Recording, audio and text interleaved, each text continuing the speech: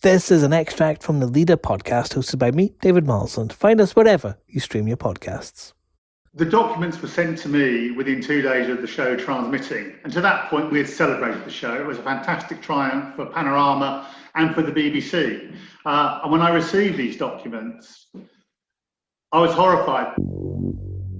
Mark Killick is the former BBC Panorama producer who first flagged concerns about how Martin Bashir's interview with Princess Diana was obtained in 1995. He says the BBC's response was to take him off the show for a lack of loyalty. More than 25 years later, those documents, bank statements forged at the request of Martin Bashir, became central to the Dyson inquiry, which found they were used to gain access to Diana through her brother Earl Spencer, and when questions were asked, the BBC covered it up.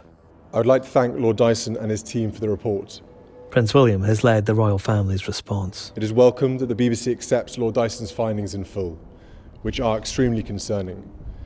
That BBC employees lied and used fake documents to obtain the interview with my mother, made lurid and false claims about the royal family, which played on her fears and fueled paranoia, displayed woeful incompetence when investigating complaints and concerns about the programme, and were evasive in their reporting to the media and covered up what they knew from their internal investigation.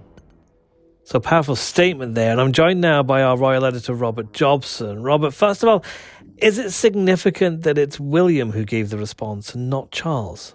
I think that William has been seen as the de facto spokesman when it comes to matters to do with Diana. It's very difficult for Charles to really give any comment on this, given, of course, that Diana said in the interview that there were three in the marriage and that he was the adulterer. So I can't, along with Camilla, so I can't see how he could possibly really speak on behalf or in reaction to Diana as his ex-wife. It has to really fall to her children, her legacy, which was William in the first instance, and Harry, of course, who issued a statement from America. In that statement, Prince William says that the interview that his mother gave no longer has any legitimacy and should never be shown again. Is that true, though, Robert? Does this interview have no legitimacy at all? Did Diana not know what she was saying? I think it's rather crazy for them to be saying that sort of thing, actually. I mean, the reality is, of course, as a young man, William would have looked at this and thought that his mother was suffering from paranoia or she was worried. But I don't think it's in his position now to start dictating in a free society as an unelected future head of state to what we can and cannot watch. I mean, the reality is there are two narratives here. The way that the interview was obtained was appalling. Of course it was. The behaviour by Mr. Bashir and the BBC was reprehensible. But that doesn't mean that the content of the interview was null and void, because Diana had gone to see Sir Max Hastings 6 weeks before the airing of the interview, and Max, I think, was editor of the Telegraph at the time and a very serious editor and pillar of the media world. And she had the same narrative. Now, you can't suddenly say that her words are no longer relevant, because of course they're relevant. The questions that were asked by Bashir were very clear, and she answered them very clearly too. It's part of history, and you can't change history. She said what she wanted to say. No one had a gun to her head. She wanted to say it.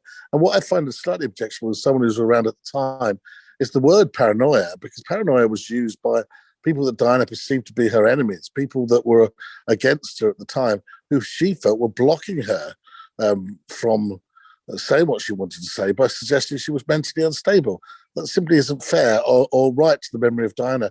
And I don't think it's for her son to dictate what should be aired and what shouldn't be aired.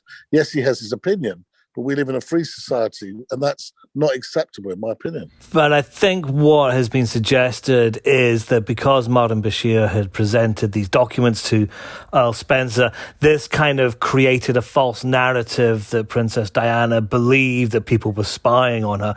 And Earl Spencer himself has said he draws a line between his first meeting with Martin Bashir and his sister's death.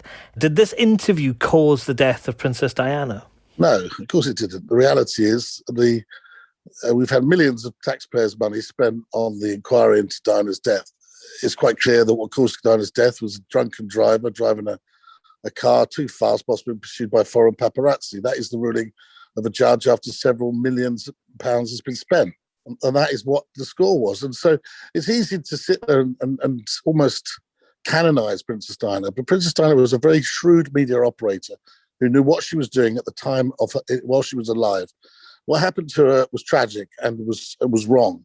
But one must not, in the process of revisiting history, also silence her from what she wanted to say by suggesting, as her enemies did at the time, that she was paranoid. She wasn't. She knew exactly what she was doing. All of this took place 25 years ago, but does this report, or will it now impact on Buckingham Palace's relationship with the press today? Well, Buckingham Palace's relationship with the press goes up and down over the years anyway. I think what we're seeing here is people putting one and one together and making five. These things happened 25 years ago. The cover-up itself was appalling, in my opinion. However, saying that, people now pushing forward for another Leveson, etc. For Prince Harry to suggest these practices are still going on now is one thing, but I don't think he's got any evidence for it. The whole world is moved on. So I think that we should be very careful before jumping to great big conclusions. And also for people to rewrite history and silence Diana, I personally find abhorrent. You can read more from Robert and our reporting team at standard.co.uk.